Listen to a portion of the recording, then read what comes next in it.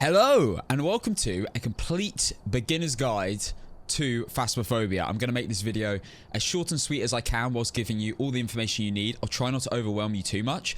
There is a lot to the game. You obviously, you're going to have to listen up. I will have everything in sections. We're going to be talking about the equipment that you can use, settings to use. We're going to be talking about how to find the room, what the objective of the game is, everything step by step. So let's get into this. We're going to start off. When you first load in, you will be here. Now, I know this is usually a bit overwhelming, but honestly, let's just make this very simple. This whole section over here, well, forget about the monitor, but this whole section here is just display. There's nothing really... You don't need to worry about any of this. This whole entire section, including all these, do not worry about that. Up there is just a little games room where you can like throw a basketball and maybe play some little games. These mean nothing in the game, so don't worry about that. Over there is the van. That's just what you travel in to go. That don't worry about that. It's literally, you don't need to worry about that at all.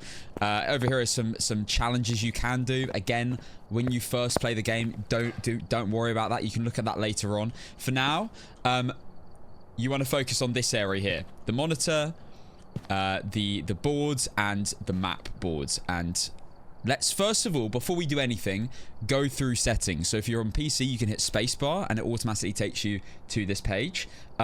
I would advise following my settings. I mean, you don't have to use these. This is personally just what I like to use. So firstly, game, we've got all these settings here. There's not really too much that's important here. I've got VOSC. I've always had it on VOSC. Aim sensitivity, that's of course up to you. FOV, this is something I would change personally. I have mine on 90, but that's just what I like. I like being able to see in every game I play, to be honest, including, you know, shooters. I would like to be able to see all around me as much as possible. I have head bob on. You can turn that off, I guess.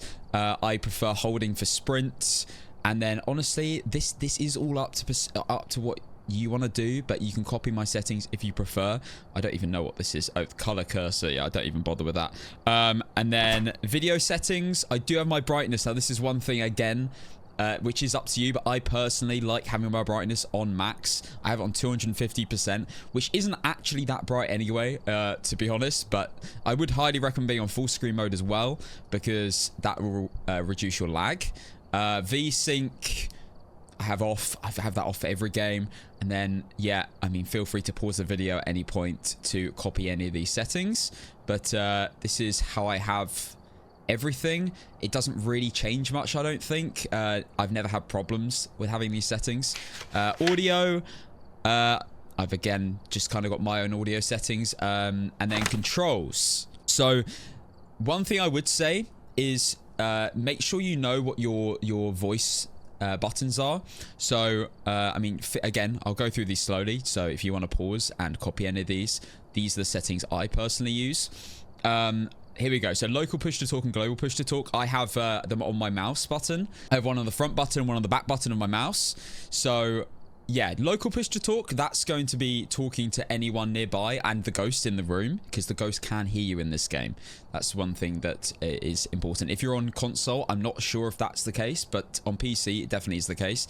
And then global push to talk is talking on your radio. So if someone's far away in the van or like far away in the house that you're in, then you can talk to them via that method as well. So yeah, these are all my controls. Honestly, it doesn't really matter. You probably want to just get into the game anyway. But if that is useful, I'm sure it will be. A lot of people always ask my settings. So first thing you want to do, you can do training, I guess. I actually don't think I've ever done that, but you can click single player. So this is what will happen. You'll have just the basic equipment. Now, do not worry about equipment when you start. You can't buy anything anyway. I will go through the shop later on and tell you how to use the shop and how to understand it. But for now, you don't actually, and I'm going to be real strict on this, you don't need anything to find out what the ghost is other than what they give you at the start of the game. Now, when you're playing on really high difficulties, which you don't need to worry about right now, the other equipment is quite important. But for amateur, intermediate, and professional, you only need this equipment. Some of the equipment like a crucifix might come in use, and igniter and incense can come in use to stop they're kind of like defense mechanisms. But honestly, I wouldn't worry about that at all. For now, this is all you need. Dots, EMF, flashlight, ghostwriting book, spirit box, thermometer, UV, and video camera. Now, before we get into this, the aim of the game is to find what the ghost is. And honestly, at the beginning, I would just focus on doing that. I wouldn't focus on challenges. Most of the challenges you won't be able to do because you need the extra equipment that you don't get at the beginning to do the challenges. So I would fully focus on just getting the ghost and getting out. So we're going to get into a game. So I would definitely recommend playing on Tanglewood to start. Honestly, for your first 5 games, I'd recommend starting on Tanglewood to start to understand the game, understand the equipment. So yeah, you click on the boards, or you can, if you hit spacebar, you can click the arrow to go to the boards. You can also click the arrow to go to the challenges, but again, don't worry about these. You can click the other arrow on the other side to take you through to the shop, etc. But again, don't worry about the shop. We'll go through that later.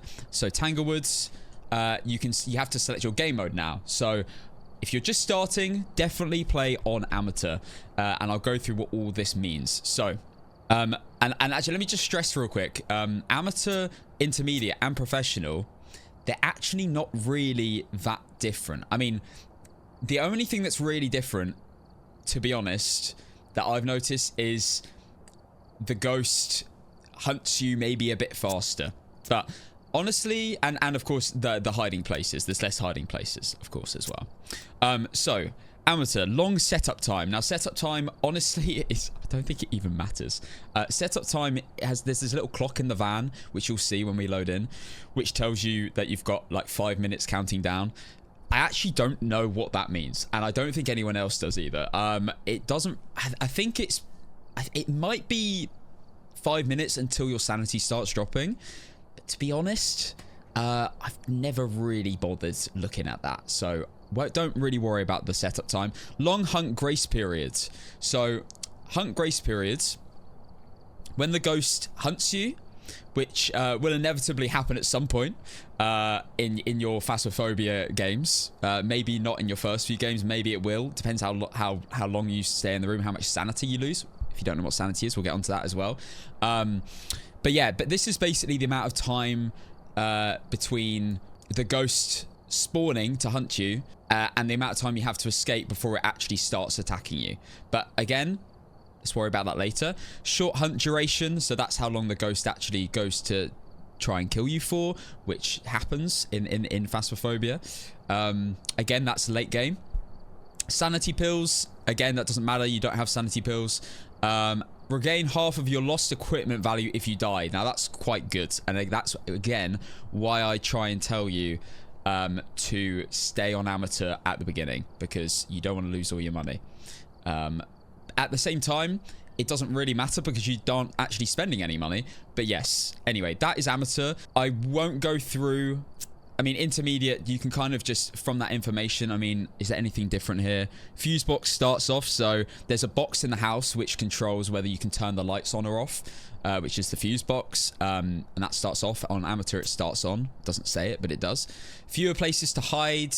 They just block up a few, like, cupboards that you can hide in when the ghost... So when you're trying to hide from the ghost when it tries to kill you, you may have fewer options, and regain some of your lost equipment instead of regain half of your lost equipment. That's pretty much the only difference there. And we won't bother about professional yet. So we're going to start on amateur. So all you got to do is click ready up. You can choose your character if you want to change a character. This is my signature guy. I've always gone with him. You can't actually see yourself, so it doesn't matter. Anyway, honestly, from this point, you've clicked amateur, you click ready up, you've got your equipment there. You can't actually get any other equipment anyway.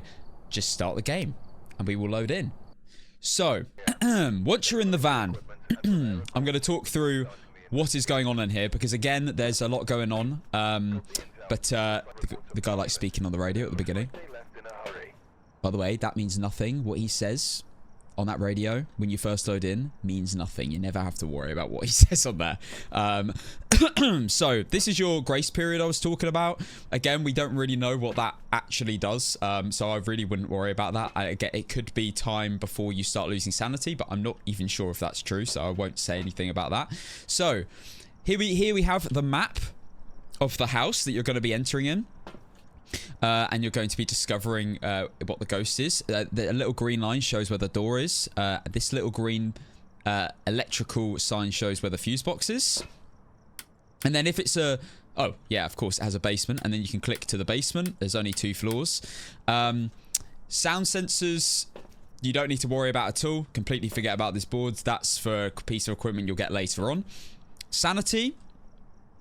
Sanity is quite... well, very important in the game.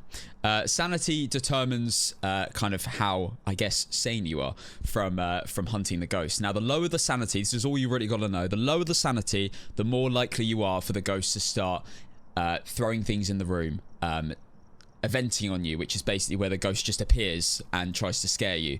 And when you get to low enough sanity, the ghost can start to hunt you. But most ghosts can't hunt you till 50%. So apart from a few ghosts, but honestly, don't worry about that yet. So you're going to be fine for a while. Activity, this shows activity happening in the house. So you might see the line go up to 10. A 10 usually means it's hunting. In fact, almost always means it's hunting. So that's another thing to bear in mind. Here are the challenges. You don't have honestly, again, as I said, don't worry about that. Do not worry about the challenges. It doesn't matter. So first thing you want to do is be familiar with the equipment. So we'll go through the equipment one by one. This is what you will start with. So first of all, we have a torch. Pretty self-explanatory. I would definitely advise taking a torch, especially because you don't know the map yet. I highly recommend taking a torch because you'll have no idea what's going on. So yes, always take a torch. It's pretty self-explanatory. You click it on and off. That's all you can do. However, I will show you something else you can do in a second when you've got a different piece of equipment. Actually, I can show you it now. So as you can see, the torch is on. You can actually, when you haven't got the torch in your hand, turn it on and off by hitting T. Now, on controller, I believe it might be up or something on the D-pad. I've never played controller, so I can't... It's one of the D-pad buttons. But you can turn it on and off with T when you've got other equipment in your hands. So you don't always have to have your torch out. Next, we'll go for the video camera. So...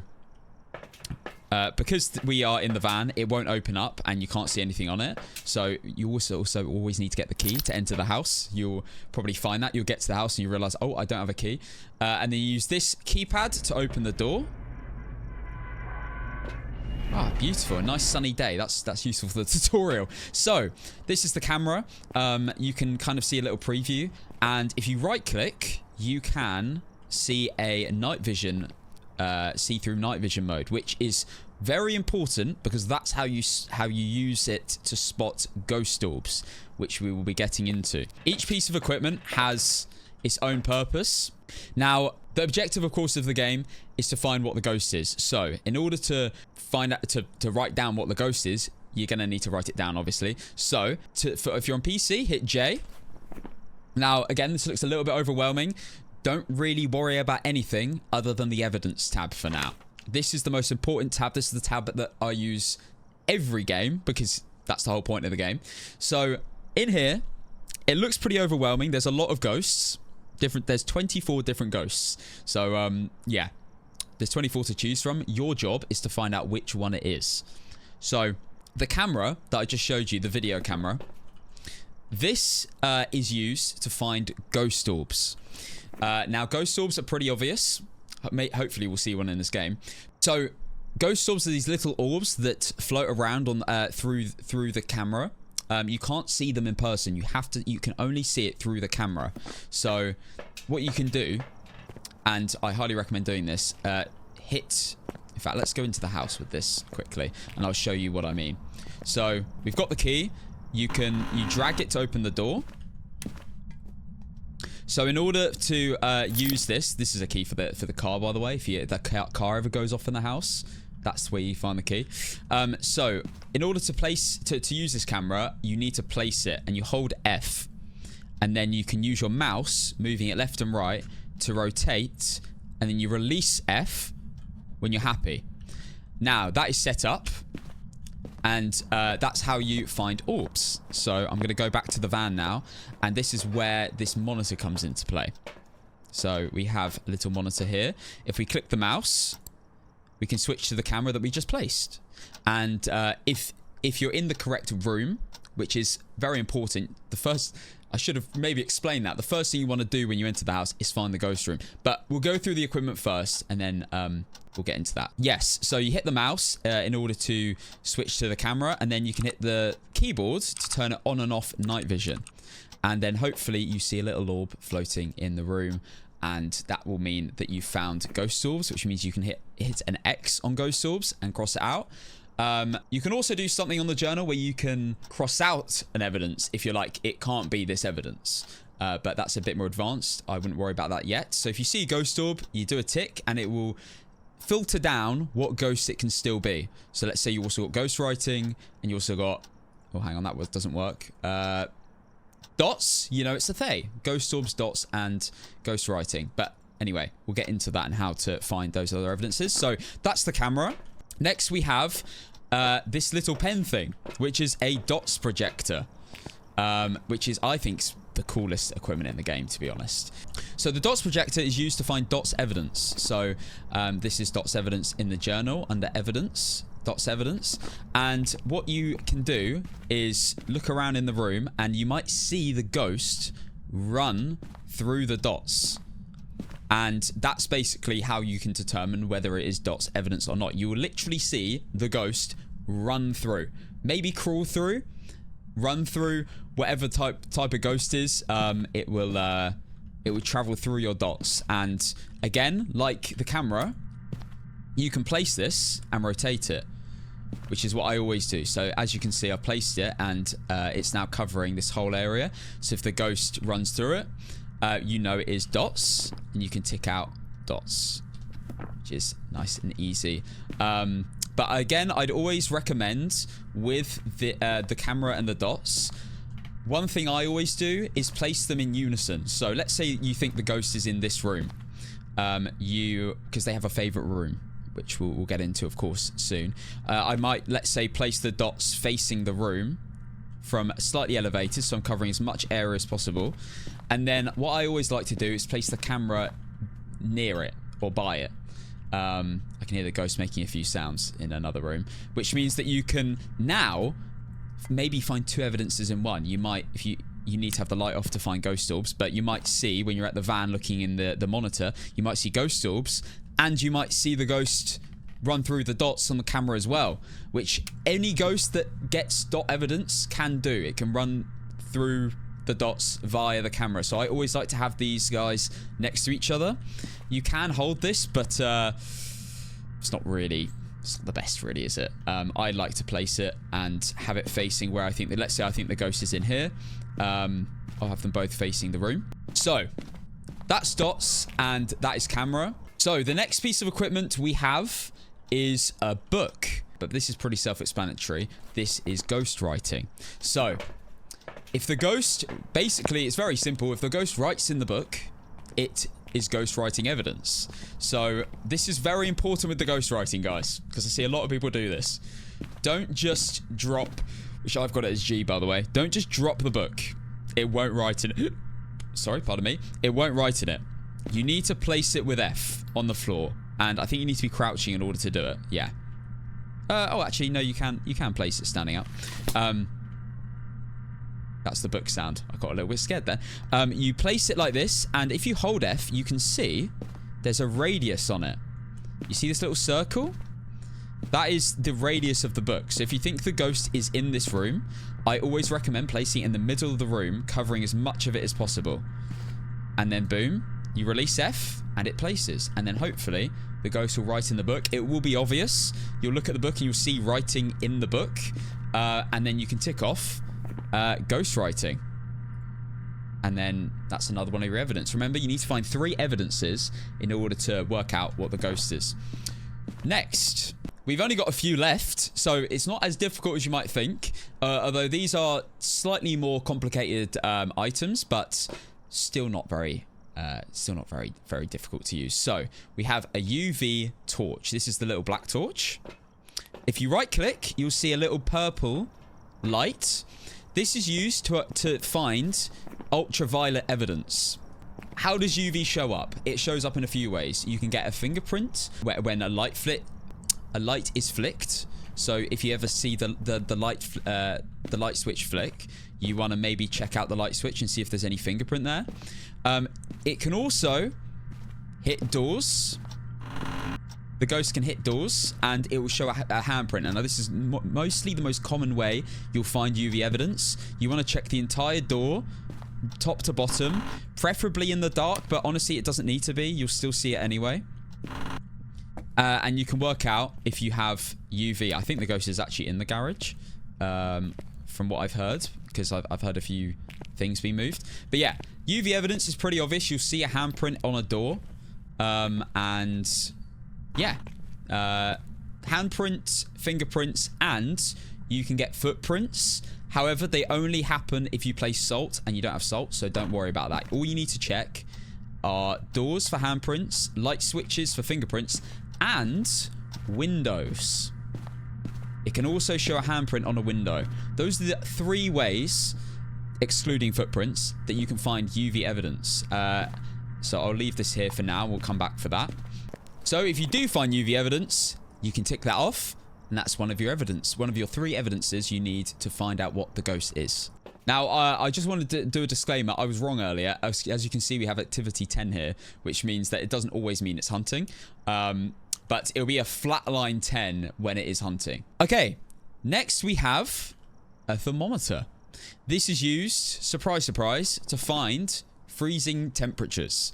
Now, disclaimer, for those of you who played the game when it first came out and have now come back to the game, this is really important. Seeing your breath doesn't necessarily mean it is freezing temperatures. That used to be a thing. It's not a thing anymore. The thermometer will always be colder in the ghost room.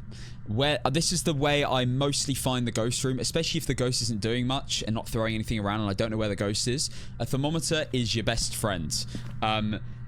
If the thermometer, as you can see, I think the ghost is in one of these rooms, but we're hovering around 20 degrees, but when we're in the ghost room, it will drop significantly. It might take a while. With this thermometer specifically, you have to wait ages for it to start dropping sometimes. Might be in the kitchen, actually. Let's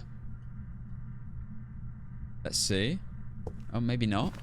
Oh, hang on. The photo's dropped. And you can see my breath. I think you just saw my breath there. Okay, so you can use your breath to identify the ghost room, but it doesn't mean freezing temperatures. So let's... you sometimes need to wait a while for the thermometer to go down. But this is one of the best ways of finding out the ghost room. I always take... And I will go through exactly how I identify the rooms later in the video. But in terms of how the equipment works, honestly, bring a thermometer in. And if it goes below 0 with the tier 1 thermometer, which is the one we're using, which is the first one you get. If it goes below 0, and it has to go below 0... then you can identify that as freezing temperature evidence. As you can see, the temperature is dropping and dropping. We're clearly in the room. We've got cold breath. Doesn't necessarily always mean it's the room when you've got cold breath. If it's snowing outside, everywhere you get cold breath, so bear that in mind. We might actually get freezing here. We might have a live example. It's going down and down and down. But it hasn't gone below freezing yet. But sometimes freezing can take a while. So, oh, hang on. Okay, it's still going. Right, we'll leave that there for now. Now, it did just touch that door. So I want to see quickly if we have a handprint on the door whilst we're here. Okay, now that is a ghost event. It's a little bit scary. But that is a ghost event. That's the ghost trying to take your sanity away. So anyway, let's move on to the next equipment. So yeah, it's pretty simple. If you see the thermometer go below 0 at all, but it has to be below 0. I need to just really, really hammer this in. It has to be below 0 for the tier 1. Then you can tick freezing temperatures as one of your evidences. Okay, second last piece of equipment is a spirit box. You right click in order to turn this on. And now you can speak. This is used to speak to the ghost. Now you can speak to the ghost without a spirit box to anger it, or to, I don't know, to maybe use a cursed item, which you don't need to worry about right now. But this is a spirit box, and this is used to find spirit box evidence. Now, in order to use this, obviously right click to turn it on, right click to turn it off. You need to be standing in the ghost room within a certain radius of the ghost. This is the worst, obviously, version of the spirit box. I think the radius is very small. So you need to identify where the ghost is, and then you want to turn it on. So let's say it's in this room. And now, this is really important. The light needs to be off in order for this to work. And now you can ask it questions by using your local push to talk. And you'll know it's working because if you see the little mic button, you see it go on? That's me holding down my push to talk button. Now, you might need to speak to it quite a lot for this to work. So because we know it's in this room, I'm going to turn it off and see if I can speak to it. It might respond. Are you here? What do you want? How old are you? Are you here? What do you want? How old are you? And now, do you see it flashing red on the ghost icon? That means that it heard you, but it didn't respond to you. Now, the best, as you heard what I said there, how old are you? What do you want? Oh, just turned on the light. That means it's not a mare. Don't worry about that. But that means it can't be a mare.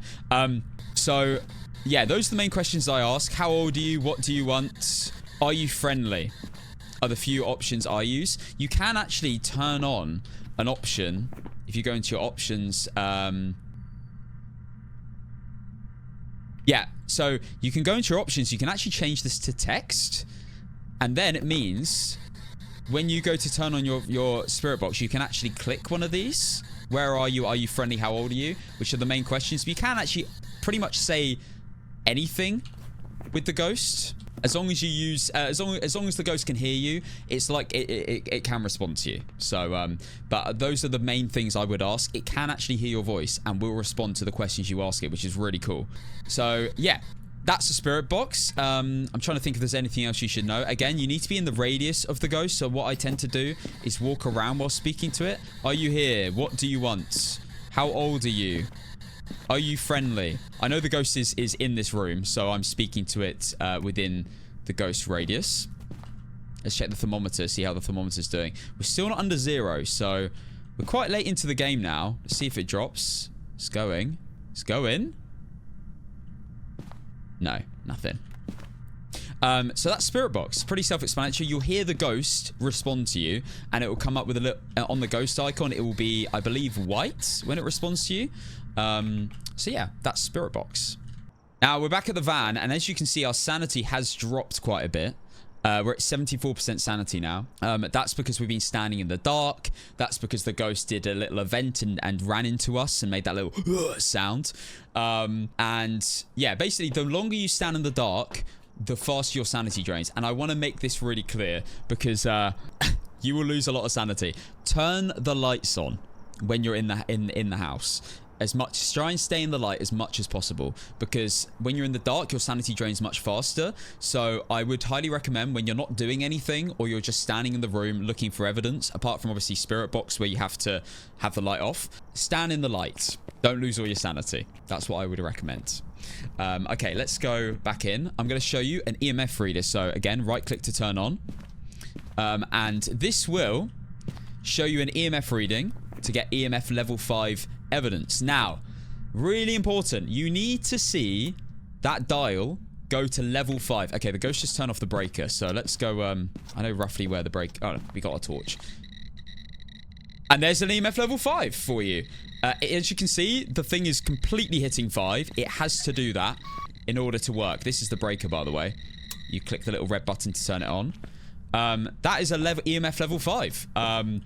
So if you see level 4, level 3, level 2, level 1, it is not EMF level 5. It has to hit 5. Really important. If you don't think it hit 5, if it looked like it was close, you probably didn't hit EMF 5. It is very obvious, as you just saw, when you have an EMF 5. And in order to find this, if you see the ghost throw something, walk over to the... So let's say it just threw the plate. Walk over to the plate, and you might get an EMF 5 reading. It doesn't always happen, so that's quite important to know. It sometimes happens. So it might throw a bunch of things, and you'll get EMF 2 or 3, and then it will open a door, and you'll walk over, and it'll be EMF 5. So you need to keep using an EMF quite a bit, and then eventually you might get to the evidence. So we got EMF 5 there, so I can actually tick that off. We have EMF 5, and that is everything. That's all the equipment and how it works. I'm going to reload into a game, and I'm going to show you how to identify the room and how to win your first game, and show you an example of winning a game on amateur. Okay, so we've loaded into a fresh new game. Let's firstly do what the objective of the game is. Find the room where the ghost is, which is its favorite room.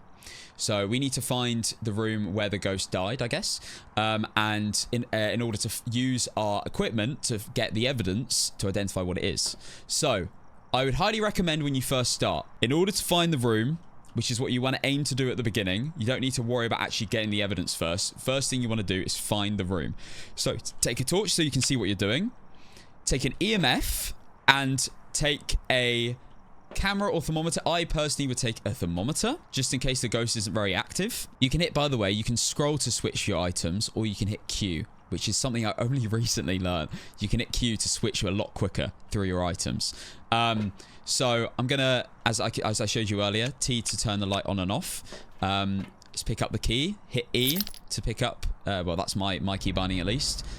Let's go and find our first ghost room together. So let's go in. The EMF reading, if you see an EMF reading, then it's likely going to be the ghost room. So let's turn some lights on to begin with, so we can see what we're doing. Now, again, like I said, the thermometer is always colder in the ghost room. But the tier 1 thermometer is pretty bad, and it takes ages for the temperature to change. So you have to stand in the room for quite a while. The best way to identify the room, to be honest, when you first start, is to hear something and then go towards it and then check if it is that room, using your EMF reader or using your thermometer. So let's have a little look around, turn on all the lights. So the breaker isn't here, which means the breaker is downstairs. There's two breaker spawning spots on this map on Tanglewood. It's here and in the basement. So let's go down into the basement. There's the breaker. You need to open it up, and as you can see, we have, I believe, the ghost room in the basement. The chairs started creaking. There's a lot of stuff on the floor already. In fact, I actually think I know what the ghost is already. But yeah, as you can see, the EMF went off. And if we check our thermometer, it will actually be colder in this room than it will be in any other rooms. So we need to give it a bit of time, obviously, to go down. I actually believe this is a poltergeist already, and that's how you select the ghost, by the way. You click on it. But yeah, we've identified the room already. As you can see, the thermometer is still going down. Down and down and down. We've already got an EMF reading, so it's likely to be this room, but to confirm, I would recommend using a thermometer. And as you can see, it's still going down. It's very obviously this room. Whereas if we go up here, you'll see it start going up. And it'll probably go back up to like 20 degrees, to be honest. It's going up and up and up and up. The thermometer does bounce quite a bit sometimes. It like fluctuates. As you can see, it's going back down now that we're in the room. So what I would recommend doing at this point is leaving your equipment here and going and bringing more in. So let's go back to the van and grab some more equipment, and we can start to work out what the ghost is. Now, we only got EMF level, I think it was 1 or 2 there. So we can't identify that as EMF 5 evidence. It has to be level 5 on the EMF. If you're wondering why I think it's a polty already, because it looked like it's thrown quite a lot of stuff at the same time, which is very poltergeist-like. But anyway, you don't need to worry about the personality of the ghost really yet. That's something later on. All you need to do is find the evidence and identify what the ghost is via the evidence. So what I like to do at this point is bring in a camera and a dots projector, because they go in hand quite well. And once I've placed these, I can come back to the van and check the monitor. So let's go back into the house. Let's turn on our night vision by right-clicking. And let's place this at about waist height somewhere is the best. Maybe even on this. I'll place it on this box. That would be kind of good. Well, you want to face it towards the middle of the room. So we can see pretty much the whole room from there. As you can see, my breast's getting quite cold in here now. Let's get our dots down as well and cover. And again, always point the dots towards the center of the room to get as much coverage as physically possible. In fact, we might put it on this tin can here. There we go. So it looks a bit rubbish here, but once we turn the light off, you'll see we are covering quite a lot of the room. And the camera is facing the same direction, so we can go check. Maybe dots will happen when we're in the van, when we're looking at the camera. And yes, we have our EMF down here. I've left it on in case something like that happens. You need to be close to the object that was thrown, which something just got thrown here. I don't know where. Oh, I think it was this. As you can see, we're getting EMF like 3 to 4, which doesn't mean it's EMF 5 yet. It could still be EMF 5, but at the moment it isn't. Thermometer is... Let's recheck our thermometer while we're here as well. We'll turn the light on to save our sanity a little bit. Temperature is dropping. It's kind of staying at about 3 degrees. Okay, we can't confirm thermometer yet, so we'll come back and get a bit more equipment again. Also, shift is sprint, by the way. You only sprint for like 3 seconds, and then I mean, the guy's got no cardio, apparently. And then you start walking. So let's go check our sanity. Our sanity's at 97%. So pretty much no ghost can hunt us right now. The only ghost that can physically hunt at this, at anywhere above 75% sanity, I believe, is a demon.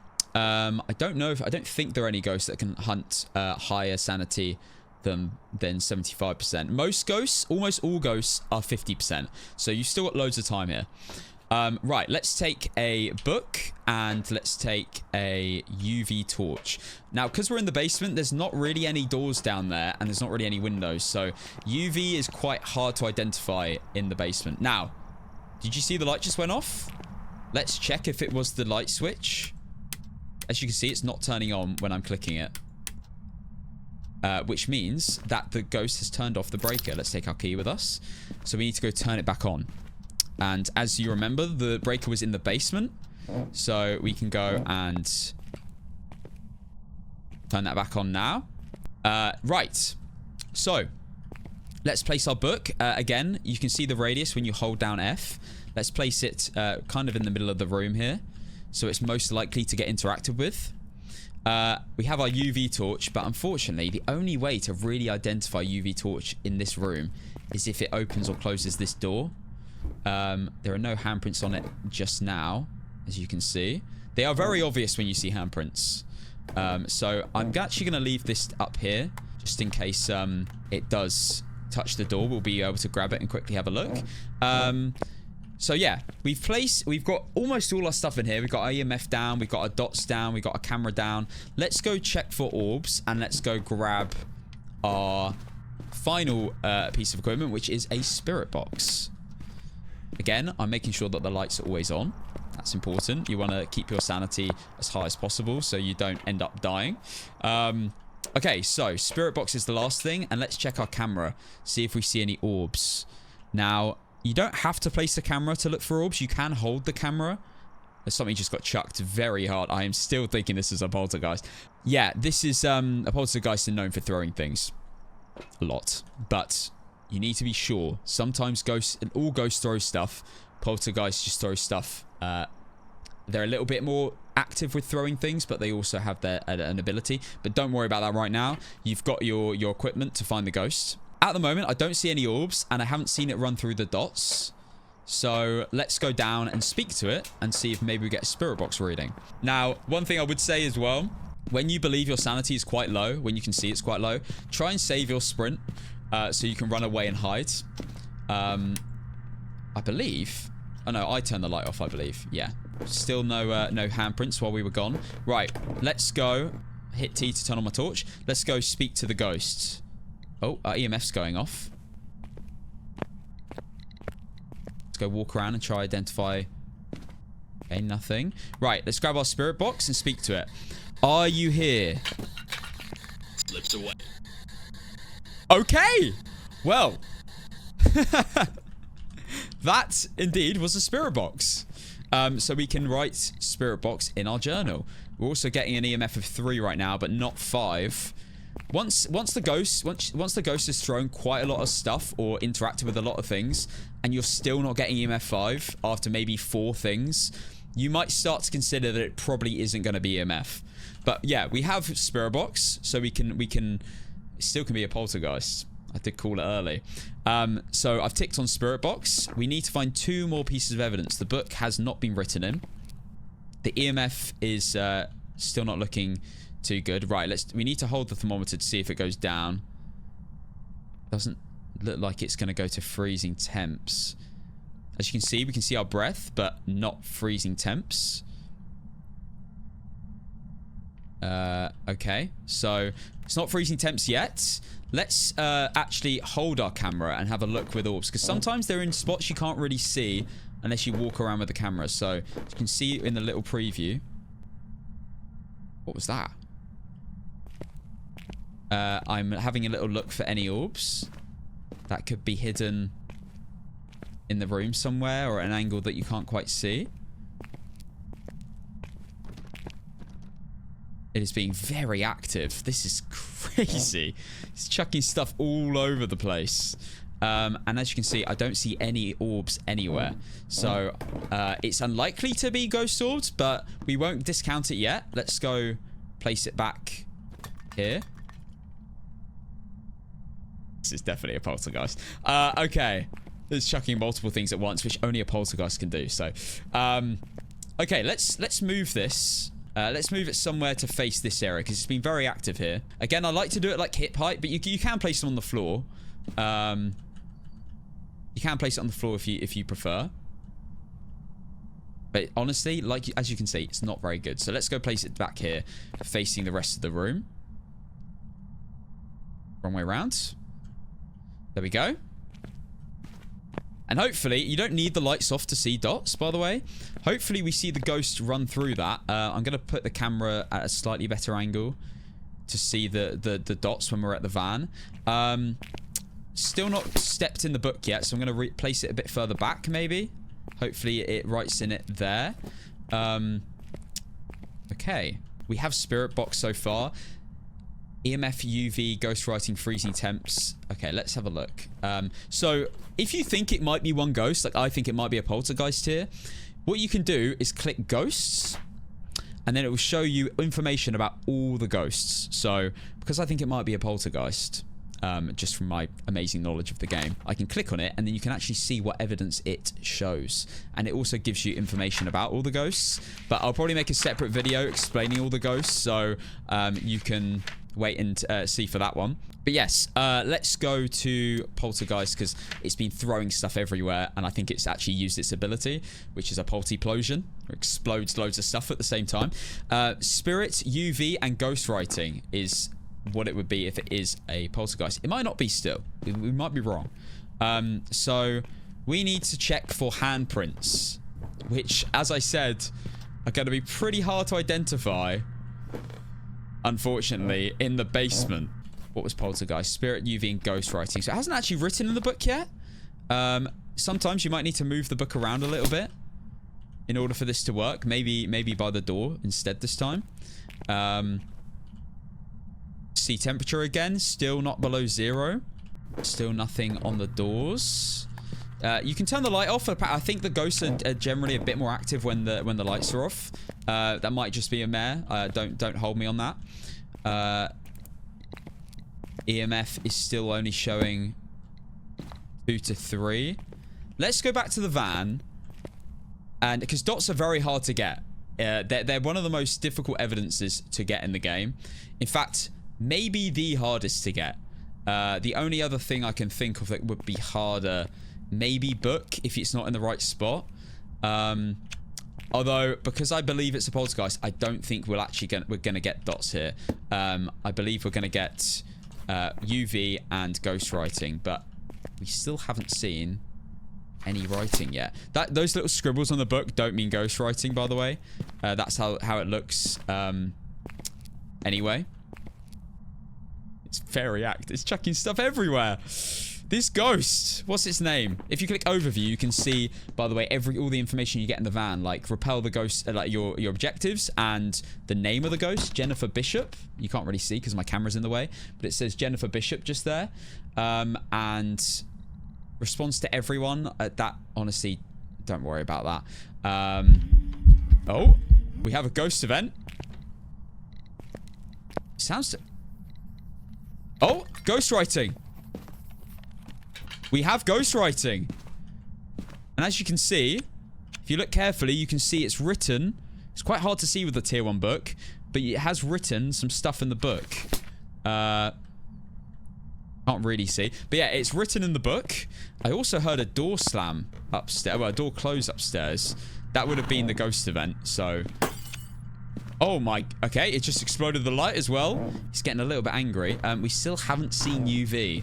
But we do have ghost writing, so we can tick off ghost writing. It's a spirit, a poltergeist, a mare, a Moroi, or a Diogen. And I believe we have just been hunted. We are getting a hunt. Okay, so our sanity is quite low.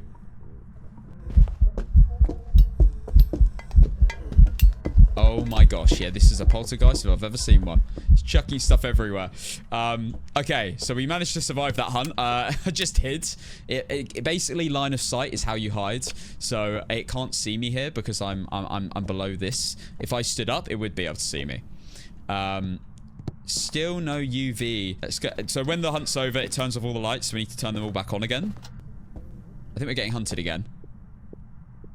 Hear the ghost hunting me.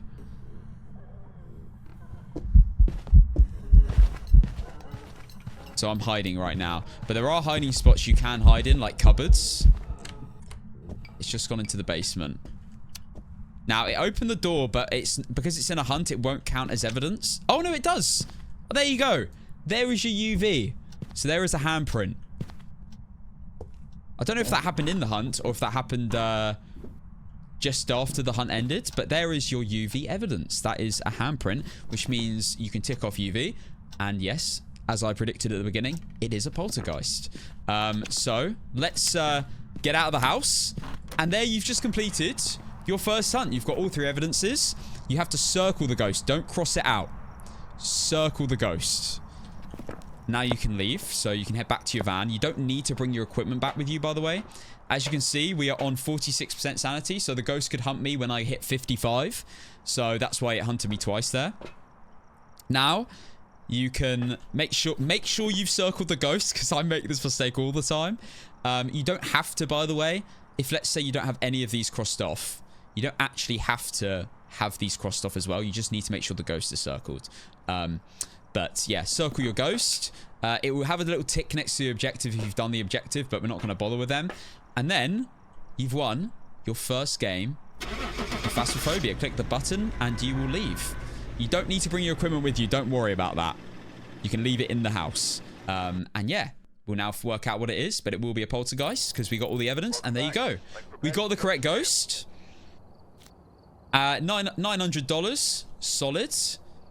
We can have a little look at our detailed statistics. If you love statistics, you can click this and have a little look down. Tells you how far you walked. I nearly walked a kilometer then. Sanity lost. All of this other information, which could be useful to you. So it used its ability 8 times. Wow. It did an explosion of items 8 times there. Events. A ghost event is not a hunt, but honestly, you can sometimes think it is a hunt. It's where the ghost might show itself and might start, you know, standing there looking all scary. That's an event. That isn't the ghost hunting. But however, even the best players can get it mixed up. They can look very similar. The ghost might start walking towards you and then it will disappear. Right, now let's talk about the shop. So as you can see here, there's this monitor. If you click it, you'll come out to this menu. Now this is really overwhelming. If you click shop, this is all the equipment. Now I have got it all unlocked, so it is showing it all available to get. However, in order to have a default loadout, so let's say you unlock tier 2 dots projector, you can buy it singularly for your hunt, or, and this is what I highly recommend doing, because you don't want to have to buy the equipment every single game. They've got this amazing thing, which I never, by the way, I never go in the shop. The only time I go in the shop is to unlock an item, if I haven't got it unlocked. I click quick loadouts, and then I select what I want on my loadout. So this is my loadout currently, loadout 3. You can create a loadout by clicking create loadout, I think it's what it normally says. And then you can name your loadout as well. So this would be tier 1. So this is basically it looks really complicated, but it isn't too bad. So you've got all the different types of equipment here. Again, the top up to here are the ones that we had in that game. They're the most vital things. All the rest of this equipment is just like optional extra equipment. This is tier 1, this is tier 2, and this is tier 3. Now you see these little symbols.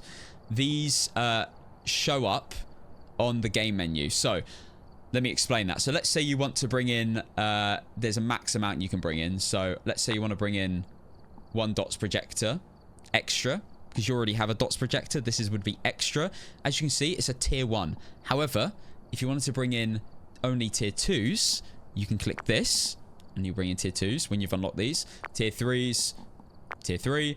And as you can see, they've got different symbols. So this has got 3 lines, this has got 2 lines, and then tier 1 is just the whole sideways cube square. And then yes, that's pretty much how it works. So you can add things to your loadout. So now we've got 2 dots, because you always have the default one first, plus 1 default EMF, plus 1 flashlight. You can bring in maybe 3 more flashlights if you want to. That's the max you can bring in. And then when it comes to optional equipment, you actually don't have any until you, so anything below thermometer, sorry, not thermometer, video camera, like, so crucifix firelight, which you won't unlock yet, but when you do unlock, this is useful to know. You now have 0 until you bring 1 in, and now you have 1 there, and it shows you here how many of what you have. So if you're confused as to what you've actually clicked and brought in and added to your quick loadout, this is what you have. And you can, if you scroll down, you can see everything that you bring in. So let's say I want to bring in 2 incenses, 3 parabolics, but I want them to be tier 3. As you can see, they've got the 3 symbol on them, and then the incense are 2 tier 1 incense. If I wanted to bring in a tier 3 EMF instead of a tier 1, I click 3, and now you can see it's got the 3 dots. And yeah, that's basically how the shop works. So honestly, I wouldn't ever worry about equipment manager. That's just so complicated. Like, you have to like select how many of what you want. Don't worry about that. Go to quick loadout and make a quick loadout. And then when you unlock something new, you'll have the option to buy it in the shop, unlock it in the shop first, which will cost money. And then you get it for the same price as the tier 1. You get it as an option on your quick loadout. So I hope I hope I'm explaining this. I know it seems a little bit complicated, but you'll get used to it. Let's say I want all EMF tier 2s, and then you can select the amount, and then you should know exactly what you've got on the right there. So let's remove these. I don't want any of them. And that's basically how that works. That's how the shop works. I'll make maybe a full video on the shop to really go into depth, but that is pretty self-explanatory. I do think it's a little bit overcomplicated, to be honest, for what it is. But yeah, other than that, there's not really much else there is to show you. Of course, you can select different maps, and it tells you the amount of as you can see in the top right here, if I hover over Tanglewood, it tells you the amount of rooms and the amount of floors. So Edgefield, Tanglewood has 11 rooms, 2 floors. Edgefield has 16 rooms, 3 floors. Ridgeview, and then the biggest one, 69 rooms, Sunny Meadows, and 2 stairs. But you won't actually unlock any of these until later on, so you don't have to worry about that. And that's pretty much everything you need to know to start off your games in Phasmophobia. If I've forgotten anything, I guess I'll put it in the comment section. Do leave comments if you've got any questions. I'll be making loads more tutorial videos, so feel free to leave a sub if you want to see more tutorial videos in the future. And you know, like the video as well. All those you know, YouTuber things. Thank you so much for watching, everyone, and I will see you in the next video. I stream, by the way, on Twitch. If you ever want to come watch, check out my Twitch. It is Casson. Anyway, guys, love you all. I hope you enjoyed the video. I hope that was helpful. And yeah, again, if you've got any questions, let me know. Good luck ghost hunting.